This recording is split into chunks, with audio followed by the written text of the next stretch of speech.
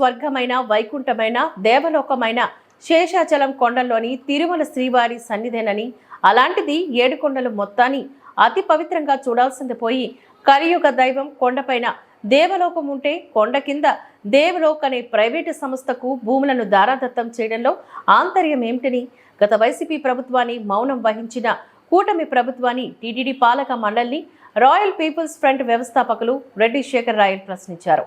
Tirupati press క్లబ్లో శనివారం media ముందు ఆర్పీఎఫ్ నాయకులు హేమంత్, వేణు, కేశవులు, పవన్, రాయల్స్, సావిత్రమ్మలతో కలిసి రెడ్డి శేఖర్ మాట్లాడుతూ అతి పవిత్రమైన పుణ్యక్షేత్రం తిరుమలకు చెందిన ప్రాంతంలో మద్యం, మాంసం లాంటివి విక్రయించే హోటల్స్ను, ఇతరత్ర చెడు వ్యాపారాలను నిషేధించాలని ఈ సందర్భంగా డిమాండ్ చేశారు. లేని పక్షంలో తమ పోరాటాన్ని ఉధృతం చేస్తామని హెచ్చరించారు. కర్ణాటక, ఆంధ్ర, కేరళ, తెలంగాణ మొత్తం దక్షిణాది భారతదేశంలో విస్తరించినటువంటి మా యొక్క సంస్థకు కొన్ని లక్షలాది మంది ఉన్నటువంటి కార్యకర్తలు ఉన్నారు. అయితే వీళ్ళందరిలో కూడా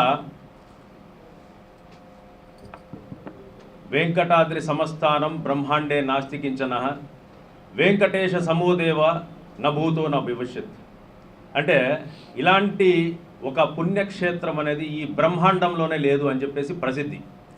దాని తర్వాత వెంకటేశ్వర్ లాంటి దేవునికి సమానమైనటువంటి ఇంకొక దేవుడు కూడా ఎక్కడా లేడని చెప్పేసి ప్రసిద్ధి. ఇంత గొప్ప క్షేత్రంలో మాటి మాటికి ఏదో ఒక వ్యవహారం, మొన్న చూస్తే ఈ లడ్డు వ్యవహారము, అంతకుముందు చూస్తే అన్యమత ప్రచారము, దాని తర్వాత భక్తుల మీద దోపిడీ, ఇప్పుడు లేటెస్ట్గా వచ్చేసి ఆ వెంకటాచల ఆ శేషాద్రి పర్వతయం యొక్క సానువుల్లో వాటిని లోడి అక్కడ ఒక 5 స్టార్ హోటల్ కడతారంట. అయితే ఆ 5 స్టార్ హోటల్ కన్నా ముందు కూడా అక్కడ వచ్చేసి దేవలోక్ అనేటువంటి ఒక ప్రాజెక్టుకు అప్పుడు ఉన్నటువంటి గవర్నమెంట్ వారు ఆ భూమిని కేటాయించడం జరిగింది. మరి ఆ దేవలోక్ ఎందుకు ఆగిపోయిందో తెలియదు. దాని తర్వాత ఆల్రెడీ పైన కొండపైన వచ్చేసి ఒక దేవలోకం ఉండగా ఇక్కడ కింద ఇంకో దేవలోకం ఎందుకు అంటే ప్రజలను మభ్యపెట్టి తిరుమల తిరుపతి దేవస్థానం యొక్క డబ్బులను అనవసరంగా ఏ విధంగా ఖర్చు చేయాలో అర్థం కాక తెలియక తికమకబడుతూ ఈ విధంగా ఆ లోకం ఈ లోకం ఏం దేవలోకము ఉండేటువంటిది ఒకటే లోకము, అది తిరుమల తిరుపతి వెంకటేశ్వర స్వామి, స్వర్గము అదే, వైకుంఠం అదే, మనకు ప్రత్యక్ష దైవం ఆయన మాత్రమే. ఏదైనా అభివృద్ధి చేయాలంటే రకరకాల ప్రణాళికలు ఉన్నాయి, రాష్ట్రంలో ఎన్నో రకాలైనటువంటి సమస్యలు ఉన్నాయి. ఈ యొక్క ఆధ్యాత్మికతను దెబ్బతీసేటువంటి విధంగా వీళ్ళు తీసుకుంటున్నటువంటి నిర్ణయాలన్నీ ప్రజాభిప్రాయం లేకుండా, భక్తుల యొక్క అనుమతి లేకుండా, వాళ్ళ అభిప్రాయం లేకుండా అనాలోచితమైనటువంటి ఏదైతే వీళ్ళు నిర్ణయాలు తీసుకొని మళ్ళీ వాటన్నిటిని కూడా ప్రజల యొక్క మనోభావాలపైన రుద్దుతాంటారు. చూసినారా? ఇది చాలా దారుణంగా ఉండదు. సో ఈ దారుణాన్ని ఖచ్చితంగా ఇప్పటికిప్పుడు ఆపివేయాలా, ఈ ప్రాజెక్టుని ఇప్పటికిప్పుడే నిలిపివేయాలా. అంటే మేము తిరుమలకు వచ్చేటువంటి భక్తులకు మీరు ఏమి సందేశాన్ని ఇవ్వదలుచుకున్నారు అంటే ముంతాజ్ హోటల్, ఇప్పుడు మేము ఇక్కడ వచ్చేసి పోరాటం చేస్తే ఆ హోటల్ యొక్క బోర్డును తొలగించడము, దాని తర్వాత పేరు మార్చడము, రకరకాల ప్రయత్నాలతో తిరిగి అక్కడ కట్టడాన్ని ఆరంభించాలని చెప్పేసి మీరు చేస్తున్నటువంటి ఏవైతే కుట్రలు ఉన్నాయో భక్తులంతా గమనిస్తూనే ఉంటారు. అంటే తిరుమలకు వచ్చేసి మేము ఏం జపం చేసుకోవాలా? నారాయణ జపం చేసుకోవాలన్నా, గోవింద జపం చేసుకోవాలన్నా, వెంకటేశ్వర జపం చేసుకోవాలా, లేకపోతే ముంతాజ్ హోటల్ని చూసేసి ముంతాజ్ అని చెప్పేసి మనసులో స్మరించుకోవాలన్నా? ఏమి సందేశం ఇవ్వదలుచుకున్నారు మీరు అని చెప్పేసి ఈ పాత్రికేయ అభిముఖంగా వచ్చేసి ఈ వ్యవస్థలను, ఈ ప్రభుత్వాన్ని, ఈ టీటీడీ తిరుమల తిరుపతి దేవస్థానం అనేటువంటి ఈ యొక్క వ్యవస్థను నేను వచ్చి ఇక్కడి నుంచి ప్రశ్నిస్తున్నాను.